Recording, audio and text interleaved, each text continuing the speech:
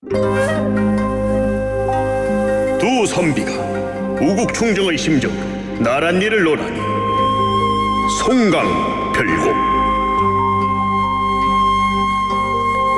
뉴스파이팅 배승입니다. 4부 시작합니다. 얼쑤 송영훈 국민의힘 대변인, 강성필 민주당 국민소통위 부위원장 두 분 함께합니다. 어서 오세요. 안녕하십니까? 네, 안녕하세요. 송영훈입니다. 이럴 땐 또 민요식으로 해줘야 되는 거 아닙니까? 안녕하세요. 제 아버지가 저 장에 소팔로 가다 저를 낳아서 제 이름이 장소팔이에요. 모르시는군요. 이건 좀. 몇 년도 사람이에요. 그래요. 아니 그래서 계엄 겪어보셨어요? 네. 저는 계엄이 아마 제가 이거 1980년 5월 17일 뭐 그 정도 아니겠습니까? 제가 그때 어머니 뱃속에 있었죠. 그러셨어요? 네. 그래서 이제 저희 그 광주에서 네. 제가 이제 출신 광주인데 그래도 한간 이런 소문이 있습니다. 광주가 공부를 잘하는 학교인데 저희 또래가 유난히 수능 성적이 낮아서 그것이 왠지 이제 그때 영향을 받은 것이 아니냐. 네. 계엄. 제 개인적인 변명이었습니다. 그렇게 나이가 어리시군요. 네, 보기보다 어립니다. 그러니까 워낙에 이게 오래전 이야기고 예. 지금 이 자리에 앉아 있는 사람 모두 다 계엄을 경험해 본 적이 없어요. 저는 그때 태아도 아니었어요. 그러니까 그렇게 오래된 이야기를 지금 2024년에 현실에서 실행이 가능하다고 믿는 것이 민주당의 세계관인데 지금, 저는 도무지 이해가 되지 않습니다. 지금 긴급하게 들어왔는데요. PD님께서 겪어보셨답니다. 네. 예. 안 부럽다고 전해주십시오. 안 부럽다. PD님께서 겪어보셨다는데 그 소식 좀 전해드리면서 지금 자꾸 계엄령 얘기하고 있어요. 네. 이 김용현 청문회에서도 이 계엄령 의혹을 두고 충돌을 했는데요. 청문회는 정치 선동하는 자리가 아니다 이렇게 밝혔습니다. 야당이 주장하는 계엄 도대체 근거가 뭡니까? 전 이렇게 설명을 좀 드리고 싶습니다. 제가 어제도 많이 취재를 해봤고 네. 또 많이 고민을 해봤는데 네. 결론은 그렇습니다. 네. 우리 윤석열 대통령이 최근에 탈당한다는 얘기 있었잖아요. 언제요? 그러니까 뭐 예를 들어서 여당 지도부와의 만찬, 뭐 연참에 불참하니까 뭐 한동훈 대표하고 사이도 안 좋고 해서 탈당하고 뭐 창당한다 뭐 그런 말이 있었는데 그거 가능한 겁니까? 저는 처음 들어봅니다. 처음 들어보는데요? 죄송합니다. 근데 어쨌든 저는 들었는데 네. 그거는 불가능한 거거든요. 하지만 당원들이 걱정은 해요. 거기에 대해서. 정말 이러다가 정말 사이 안 좋아서 탈당하는 거 아니야? 그러니까 못 들었다고 하시는데 뭐 저는 뭐 많이 들었습니다. 방송사에서도 한번 들어본 적 있고 질문도 받은 적이 있고. 그래서 이런 거에 저는 일환이라고 생각을 해요. 그러니까 지금 민주당도 예를 들어서 어떤 분이 그러시더라고요. 400명의 장성 중에서 충암고 출신이 4명밖에 안 되는데 4명에서 어떻게 뭐 일을 저지르냐라고 하는데 그러니까 그 많은 그 학교가 있는데 그중에서 충암고가 원래 군을 장악하던 주류 학교는 아니었잖아요. 그러면 왜 충암고가 어쨌든 4명의 장성 그리고 또 주류 핵심에 들어가게 됐습니까? 그거는 아무래도 대통령과의 동문 관계가 있지 않나라고 이제 유추를 해볼 수가 있는 거잖아요. 그러면 이제 지지율은 조금 떨어지고 여당과는 갈등이 있고 탄핵 여론은 뭐 커지고 혹시 모르니까 대비하자는 거 아닌가라는 걱정을 할 수가 있는 거죠. 그런데 우리 서울에 보면서 봤지만 이 계엄령이 선포가 되면 핵심 요직이 있잖아요. 그중에 가장 핵심 요직이 국방부 장관과 방첩 사령관입니다. 그러니까 이런 일들이 있고 또 여당에서는 그 계엄 해제를 바로 민주당이 할 수 있지 않냐. 좀 과반수가 넘으니까. 하지만 이제 2017년도 문건을 보면 어쨌든 정족수 미달을 위해서 어떤 계엄령 선포 시 현역 의원들을 현행범으로 이렇게 구금할 수도 있다. 근데 이것들은 다 저는 사실 뭐 설화 같은 얘기라고 생각을 해요. 하지만 이 정도에 대해서 우려가 있다는 점을 전달하는 수준이다. 일단 좀 말씀드려야 될 것 같아요. 충암고 관련해 가지고 왜 없었던 충암고가 하느냐. 근데 그분들의 능력대로 갈 수도 있는 거기 때문에 그거는 좀 사실관계를 충암고 얘기하셔서 제가 한 말씀만 드릴게요. 이제 발언하십시오. 지난주에도 저희 방송에서 제가 본의 아니게 본 적이 독도다. 이런 개인적인 말씀을 드렸는데 저는 방송에서 개인적인 얘기하는 걸 참 안 좋아합니다만 지금 민주당에서 그 충암고 장성 숫자를 가지고 너무 타당하지 않은 시비를 하시기 때문에 굳이 말씀드립니다. 지금 우리 군의 전체 장성 숫자가 한 370여 명 돼요. 그중에서 충암고가 4명이니까 한 1% 있는 겁니다. 제가 순천고 출신인데요. 순천고는 더 많아요. 5명입니다. 충암고 출신 4명이 뭔가를 하면은 순천고 출신 5명은 가만히 있을까요? 비정상적인 걸 한다면. 자, 순천고는 21대 국회에서 민주당의 국회의원이 6명이나 순천고 출신이었어요. 자, 그런 순천고 출신 장성이 군에 5명이나 있다. 충암고보다 더 많은데 이거 어떻게 설명할 거냐. 이런 말씀을 좀 드리고요. 네.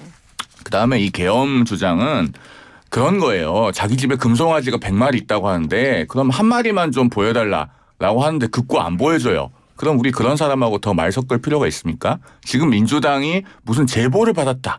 근거가 있다. 라고 하면서 아무것도 내놓지 않는 게 그런 거거든요. 김민석 수석 최고위원 뭐라고 합니까? 근거가 뭐냐고 하니까 차차 공개하겠다 그러죠. 지금 민주당에서는 무슨 천준호 의원 같은 경우에도 제보가 들어오고 있다 하는데 그런 제보가 있으면은요. 빨리 고발하셔야죠. 왜? 그런 계엄을 획책하고 국회의원들을 잡아가두고 이런 계획을 누군가 하고 있다면 그것은 내란 음모입니다. 그러면은 빨리 고발해서 그 내란 음모를 획책하고 있는 사람들 다 잡아가둬서 못하게 해야 되는 거 아닙니까? 왜 민주당은 그런 제보가 있으면 방치하고 있습니까? 그러니까 말이 안 된다는 거예요. 우리 정치를 그렇게 하면 안 됩니다. 그래요. 예. 그래서 제가 추가적으로 말씀드리면 네. 어쨌든 김민석 의원이 본인이 근거가 있다고 하잖아요. 그렇기 때문에 저는 근거는 밝혀야 된다고 생각하고 그 근거가 빈약하거나 부실하거나 내용이 잘못됐다고 하면 또 나름의 저는 책임을 좀 져야 된다. 어떻게 책임질까요? 네, 그것은 본인에게 물어보시고. 하지만 이제 제가 알고 있는 저희 당의 전반적인 분들은 제가 이전에 말씀드렸던 그런 우려다. 그런 수준이다 이렇게 말씀드리겠습니다. 아 그냥 우려다. 네. 알겠습니다.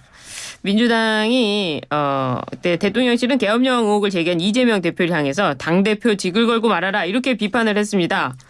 국민의힘 한동훈 대표도 내기에 도청 장치가 있다는 이야기와 다를 바가 없다 이렇게 지적을 했는데 어떻게 들으셨어요? 네. 먼저 얘기할까요? 아니, 제가 그 이재명 대표가 계엄령 얘기할 때 그 현장에 있었어요. 아 그래요? 요 정도 떨어진 거리에서 보고 있었는데 그 시대착오적인 계엄령 얘기를 하셔서 깜짝 놀랐거든요. 그 과거의 영화 제목 중에 벤자민 버튼의 시간은 거꾸로 간다라는 영화 제목이 있었습니다. 제가 그 장면 보면서 이재명 대표와 더불어민주당의 시간은 거꾸로 간다 이런 느낌이 들었는데 그 뒤에 이재명 대표가 또 다른 말씀을 하셔서 그걸 듣고 한 번 더 놀랐어요. 뭐죠? 뭐라고 하셨냐면 가짜 뉴스 거짓말로 상대방을 음해하거나 또는 폭언하고 비방하거나 이러면 대화가 안 됩니다. 이러시더라고요. 근데 본인이 지금 계엄령 가짜뉴스 말씀하셨잖아요. 그러면서 어떻게 같은 자리에서 이런 말씀하실 수 있는가. 제가 정말 이해가 안 되고 다시 한번 말씀드리지만 이것은 정말 그 공당이라고 하면은 의혹을 제기할 땐 근거를 내놔야 됩니다. 아무런 근거가 없으면서 이렇게 얘기를 하면 안 되고 지금 2024년 개명천지의 계엄령이라고 하는 게 가능합니까? 이거는 우리 국군을 무시하는 발언이고 우리 국민을 무시하는 발언이고 우리가 살아가고 있는 2024년이라고 하는 시대를 무시하는 발언이다. 저는 이런 말씀을 드립니다. 네. 오늘 아침에 이제 민주당의 정성국 의원 이런 말씀을 하셨더라고요. 네.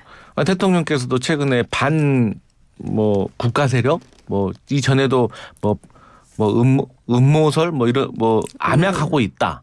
이런 얘기 하셨는데 그러면 그것도 다 증거 될 수 있는 겁니까? 라고 물어보시더라고요. 그러면서 야당의 정치인이 국민들이 하고 있는 또 많은 국민들 그리고 많은 야당의 지지자들이 하고 있는 걱정에 대해서 그런 말도 못하는 세상인가? 라고 말씀을 하고 있고 그리고 제가 이전에 말씀드렸지만 어쨌든 이 시작이 김병주 최고위원 그리고 어제 이제 김민석 최고위원의 입을 통해서 더 공개가 됐기 때문에 저는 이 부분에서 제보가 있다고 하면 사실 제보를 받자마자 그것을 오픈할 수는 없는 거거든요. 저희도 이제 검증을 하는 과정이 있어야 되는데 사실 검증하는 과정이 있는 것 같긴 해요. 왜냐하면 저희가 나름대로 취재를 해보면 어느 정도의 어떤 테두리는 나오는데 이게 좀 많이 이렇게 보완이 되는 것 같아서 하여튼 기대라는 표현보다는 어쨌든 제대로 된 근거는 내놔야 된다. 이 말씀에는 좀 동의하겠습니다. 아니 그러니까요. 금송아지 100마리가 있다고 하는데 한 마리도 내놓지 않으면 우리는 그런 사람과는 더 이상 말을 섞을 필요가 없는 겁니다. 저는 그렇게 생각합니다.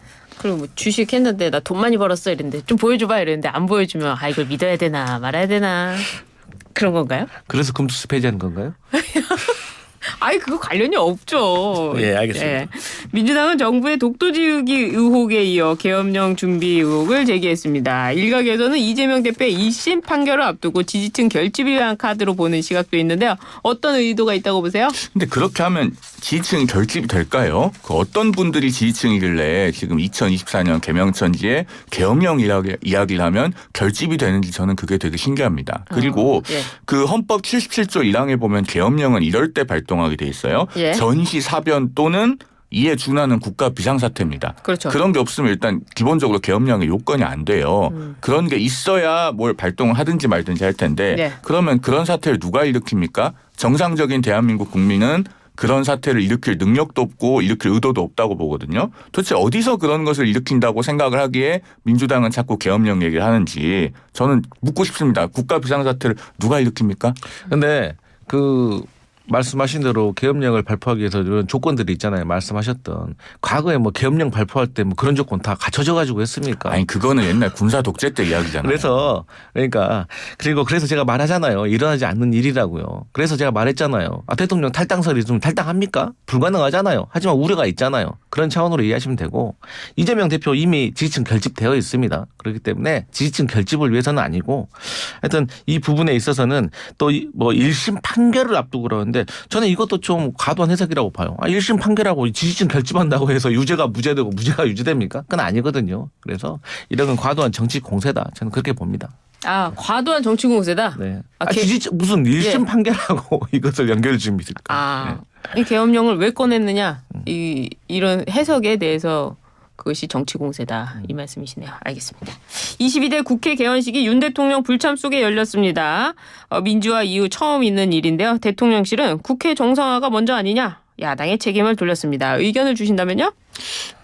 물론 대통령께서 개원식에 참석을 하고 참 여야가 화합하고 대통령도 축하를 하고 이런 환경에서 개원식이 됐으면 얼마나 좋았겠습니까? 네. 그게 가장 바람직한 상태인 것은 맞을 텐데 저 대통령의 불참을 지금 야당이 비판하기에는 좀 너무 염치가 없는 것이 아닌가 하는 생각이 들어요. 그래. 자, 세 가지가 있는데 87년 민주화 이후에 최초로 대통령이 불참했다고만 얘기를 합니다. 그런데 87년 민주화 이후에요. 이런 무슨 대통령 탄핵 청원 청문회라는 게 헌정사상 없었어요. 이런 게 최초고 그 법적인 근거조차 불분명한 대통령 탄핵 청원 청문회라는 걸 해놓고 개원식에 오라. 앞뒤가 안 맞잖아요. 그다음에 또 대통령 부부가 죽였다. 대통령 배우자를 보고 살인자다. 이런 것을 국회에서 공식적인 청문회 석상에서 야당 국회의원이 발언해놓고 사과도 안 합니다. 그리고 아까 전에 계엄 음모론 얘기했잖아요. 네. 계엄령은 누가 발동합니까? 대통령이 하죠. 네. 그러면은 이 계엄령 주장은 대통령이 지금 무슨 친일 쿠데타를 획책하고 있는 것처럼 그렇게 얘기하는 것과 다를 바가 없어요. 그러면 이런 것들을 하면서 대통령 보고 개원식에 오라고 하고 안 오니까 비판을 한다. 자, 우리가요 인지상정이라는 말이 있습니다. 사람 사는 거 다 똑같아요. 정치도 사람이 하는 겁니다. 자, 우리 윗집에 누가 이사를 왔는데 집들이를 한다고 우편함에 초대장이 꽂혀 있어요. 네. 그런데 그 윗집 사람은 허구한 날 쿵쿵대면서 층간소음 일으키고 그다음에 자기 집에 내 사진 붙여놓고 계속 다트를 던지고 있는 그런 사람이라고 하는 걸 알면은 우리가 그 집들이에 가고 싶겠습니까? 당연히 안 가죠. 그런 겁니다. 표현이 웃겨서 제가 웃었습니다. 일단 그 대통령이라는 자리는요. 누가 내 아랫집에서 내 얼굴에다 대고 다트 던져도 가야 되는 자리입니다. 가고 싶은 자리만 가는 거 아니에요. 그렇게 속이 좁으면 대통령 하면 안 되죠. 그리고 지금 제가 이런 말씀을 많이 들어요. 보수신문이 국민의힘을 비판하고 진보신문이 민주당을 비판하잖아요. 그러면은 받아들이고 반성할 생각을 해야 돼요. 거기에 대놓고 옹호해 주는 거 옳지 않습니다. 예를 들어서 한겨레나 경향신문도 지금 계엄령과 관련해 가지고 우려하고 있잖아요. 그럼 민주당 그 변명할 생각하지 말고 반성하고 왜 이런 일이 일어났는지 생각을 해야지. 보수신문도 지금 아침 사설 보면은 다 이걸 가지고 말이야. 그 개원식에 불참했다고 지금 비판하고 있는데 그걸 지금 그런 식으로 옹호해 주면 되겠습니까?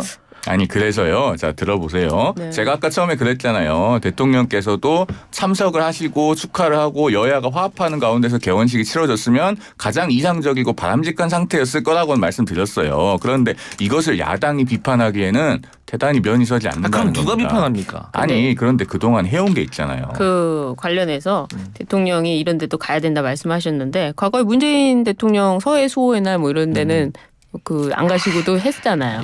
아니 앵커님 네. 지금 서해 수해나라고 지금 그러니까 뭐 대통령이 그렇게 다 가야 되는 자리잖아요. 1987년 직선제 도입 이후 최초로 안 오신 거 전혀 다른 문제고. 근데 아니 그리고 그다음에 또 최근에 11년 만에 여야 대표가 만났다고 하잖아요. 저는 사실 11년도 아닌 것 같은데 어쨌든 오랜만에 대표가 만나서 모든 언론들이 뭐라고 했습니까? 사실 성과는 없었잖아요. 하지만 만난 것 자체에 평가를 하고 또 만나라. 그래서 간만에 이렇게 정치가 복원되고 있는 상황에서 전 대통령이 참을 끼어진 게 아닌가? 이러니까 저는 지지율이 낮아진다고 생각을 해요. 그래요. 예. 성과가 없었다고 하면 이재명 대표가 많이 섭섭하실 것 같습니다. 아니 그러니까요. 뭐 저는 둘 다를 말씀드리는 거예요. 오늘 왜 이렇게 삐딱하세요? 아니 사실 대통령께서 정말 안 오시는 건 안 돼요. 그리고 예. 제가 또 이제 개인적으로 서운한 거는 어쨌든 일정이 안 맞았다고 하지만 이재명 대표 취임했는데 난도 안 보내셨어요. 그럼 뭐 논란이 있었죠. 그러니까 논란이 있었다고 하더라도 네. 그 난이 뭐 얼마나 대단한 거라고 그냥 보내시면 되지. 아니 그런데 그 이야기를 우리가 되돌아가서 좀 하기는 그렇지만 예. 정무수석이 오는 것에 관해서 일정을 협의하면 그게 난을 들고 오겠다는 일정을 협의하는 것 아닙니까? 어떻게 오케이. 하여튼 저는 그 난까지는 하여튼 많이 갔는데 네. 어쨌든 대통령께서 불참하신 거는 상당히 유감이다. 저는 이런 말씀 드리고 네. 만약에 대통령께 가지 마시죠라고 이렇게 직언을 하거나 조언을 한 참모가 있다면 정말 문제다. 이것이 문제다. 저는 그런 생각합니다. 우리 국회도 대통령에 대한 예양과 존중을 좀 갖춰 있었으면 좋겠다라는 말씀 정도로 가름하겠습니다. 알겠습니다. 오늘 이게 이름을 바꿔야 될 것 같아요. 이게 정치 펀치 같아요. 우리 강성필 부위원장께서 갑자기 이렇게 굉장히 세져가지고 오늘 왜 그러세요? 오늘 아침에 무슨 밥을 잘못 드셨어요? 계엄령 때문에 속상합니다. 계엄령 때문에 속상하시군요. 알겠습니다. 한동표와 이재명 대표의 여야 대표 회담을 두고 여러 뒷말이 나오고 있는데요. 국민의힘에서는 이재명 대표가 의대 직원과 관련해 대안이 없다라는 말을 했다고 하고 민주당은 한동훈 대표가 해병대원 특검법을 준비하고 있다 이렇게 말했다고 주장을 했는데요. 이 양측의 상황 어떻게 보세요? 일단 제가 그 배석을 했던 곽규택 수석대변인으로부터 듣기로는 네. 해병대원 특검법을 준비하고 있다 이렇게 얘기한 건 아니라고 해요. 그러니까 그 우리가 법안을 준비하고 있다 이런 취지로 말한 거 아니고 대법원장 추천 특검 법안에 대해 논의를 하고 있다. 네. 논의하고 있는 건 사실이잖아요. 그죠? 예. 그런 그 말씀을 드리고요. 그다음에 이 의대 증원 관련해서 이재명 대표가 그 2026년 네. 이후에 의대 정원에 대해서 대안이 없다라고 얘기한 건 상당히 뼈아픈 부분일 겁니다. 민주당으로서. 바로 이런 부분 때문에 생중계를 받아들이지 못했을 거라고 국민들께서 생각하실 거거든요. 그리고 민주당에서 대안이 없다고 하는 것은 왜 또 뼈아프냐면 민주당은 이재명 대표의 말 한마디면 그것이 당론이 되고 법안이 되고 법이 되는 그런 당이에요. 일극체제를 갖추고 있잖아요. 그러면은 거기서 대안이 없다? 이재명 대표 머릿속에 아무 생각이 없다는 것과 다를 바가 없어서 이 부분은 앞으로 두고두고 좀 뼈아플 것이다. 이런 말씀을 드립니다. 어때요? 일단 저는요. 지금 의료 대란 문제는 방법의 문제가 아니라 감정의 문제로 번졌다고 생각을 해요. 그러니까 지금 한동훈 대표가 어쨌든 중재안 냈잖아요. 저희 민주당 이재명 대표가 동의했잖아요. 그거 두고 우리도 그런 생각 못했을 것 같아요. 저도 생각하고 있었어요.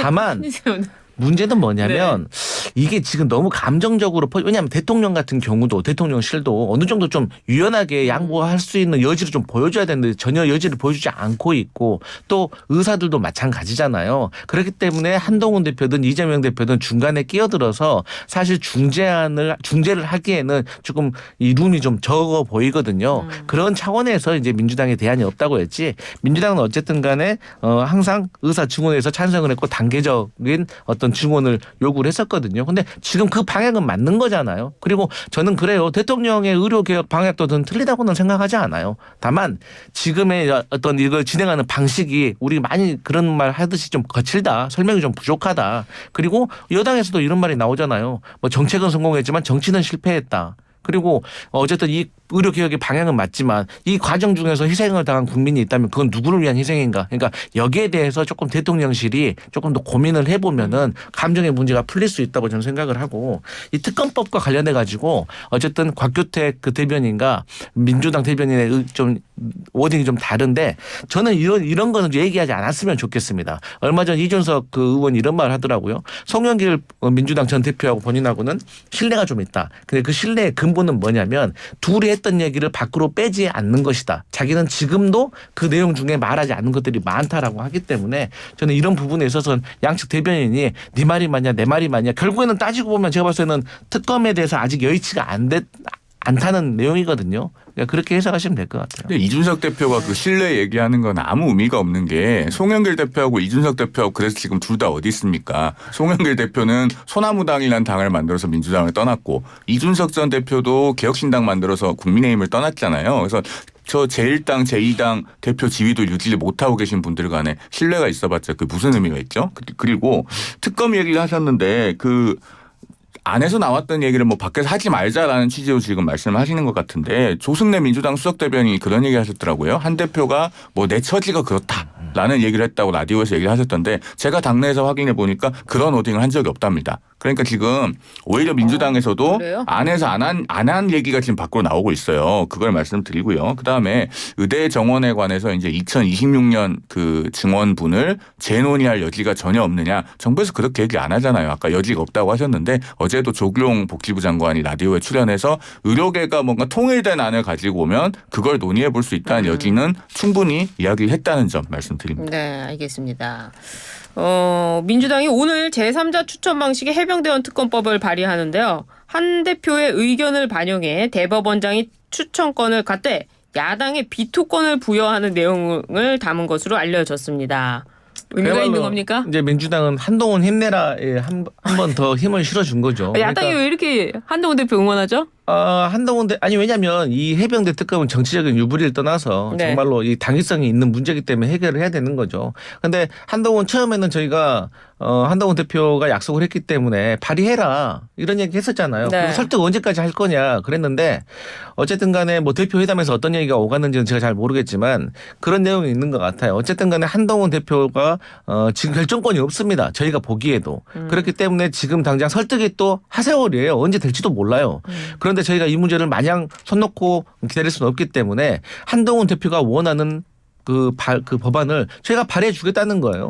그러면은 여야가 합의를 더 해볼 수 있지 않겠습니까? 한동훈 대표로서는. 그리고 만약 또 합의가 불발된다고 하더라도 어쨌든 이것이 통과가 돼서 대통령께서 제2요구권을 행사하시면 다시 국회로 돌아올 텐데 여기에 있어서는 그러면 최소한 뭐 8표, 10표 정도는 한동훈 대표께서 책임져 주셔야 될 거 아니에요. 왜냐하면 설득 중이면 지금 최소 8명 이상은 설득하셔야 됐을 거 아니에요.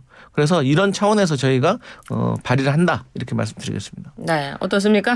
그 한동훈 대표가 말했던 대법원장 추천 특검 법안 하고요. 네. 민주당이 오늘 발의한다고 하는 그 추천 제3자 추천 특검 법안은 네. 삼성과 삼선 같은 중대한 차이가 있습니다. 네, 이거 한마디로 말하면 짝퉁 제3자 추천 특검법이다. 이렇게 말씀드릴 수 있어요. 자. 민주당이 이번에 지금 4번째로 해병대원 특검법 발의를 하잖아요. 맨 처음에 발의했을 때 어떻게 했습니까? 그때 대한변협이 4명을 추천하는데 그중에 민주당이 2명을 고르게 돼 있었어요. 그래서 결국에는 고발인인 민주당이 스스로 특별검사를 고르는 게 어딨냐. 그렇게 그 국민의힘에서 얘기를 했고 반대했잖아요. 자, 이번에도 마찬가지입니다. 그 1차 특검 법안에서 대한변협이 추천하도록 되어 있는 그 주체가 대법원장으로 바뀌었을 뿐 민주당이 비토권을 갖는다는 거잖아요. 그러면 그게 민주당이 고르는 거죠. 네. 거기에 핵심이 있는 거예요. 1차 때하고 달라진 게 하나도 없어요. 네. 대법원장 추천 특검이라고 하면 대법원장이 2명의 후보를 추천해서 바로 그게 올라가야 대법원장 추천 특검인 거예요. 민주당이 고르고 거르면은 그게 기존에 발의했던 특검법과 무슨 차이가 있습니까? 그런데 민주당에서는 똑같은 것처럼 말씀하시잖아요. 그게 삼성과 삼선 정도의 차이가 있다. 굉장히 큰 차이입니다. 알겠습니다. 여기까지만 하죠. 왜냐하면 뒤에 또 준비된 게 있기 때문에. 네. 예, 검찰이 문재인 전 대통령을 뇌물수수 피의자로 적시를 했습니다.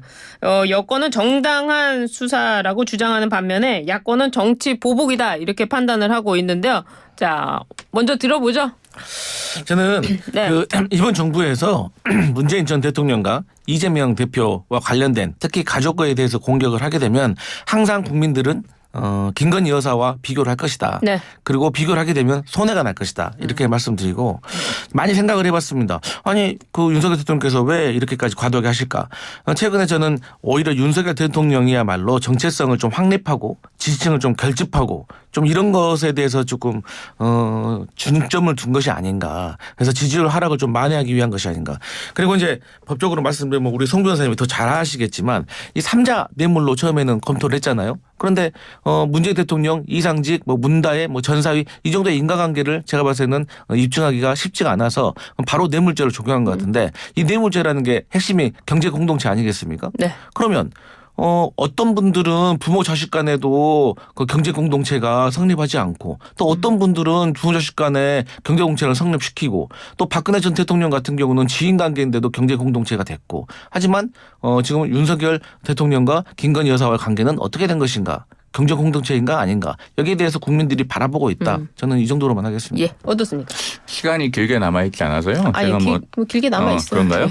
하여튼 말씀을 드리면 예, 말씀하세요. 일단 이재명 대표는 이것을 지금 정치 보복이라고 규정을 하고 있는 것 같아요. 예. 그 일요일에 여야 대표회담 모두 발언할 때 최근에 전 정권에 대한 정치 보복이라고 볼 수 있는 그런 과도한 조치가 좀 많아지는 것 같다. 이런 발언을 공개적으로 했습니다. 그런데 제가 아까 서두에도 말씀드렸지만 이재명 대표의 말은 대체로 이재명 대표 본인의 말로 반박이 가능해요. 그래요? 이재명 대표가 2017년에는 뭐라고 했었냐면 네. 적폐와 불의를 청산하는 게 정치 보복이라면 그런 정치 보복은 만날 해도 된다.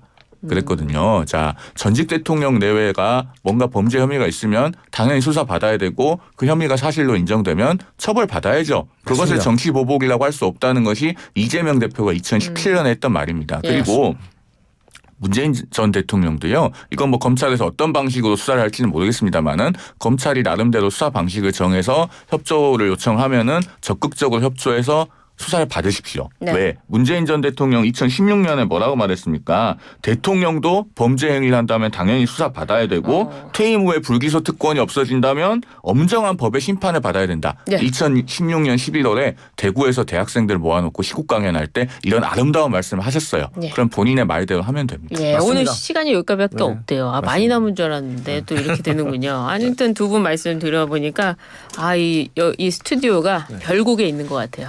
어떻게 저희 끝나고 네. 저 막걸리 합니까? 네, 다음 방송에서. 알겠습니다. 지금까지 강성필 민주당 국민소통위 부위원장, 송영호 국민의힘 대변인 두 분 말씀 잘 들었습니다. 감사합니다. 감사합니다. 고맙습니다.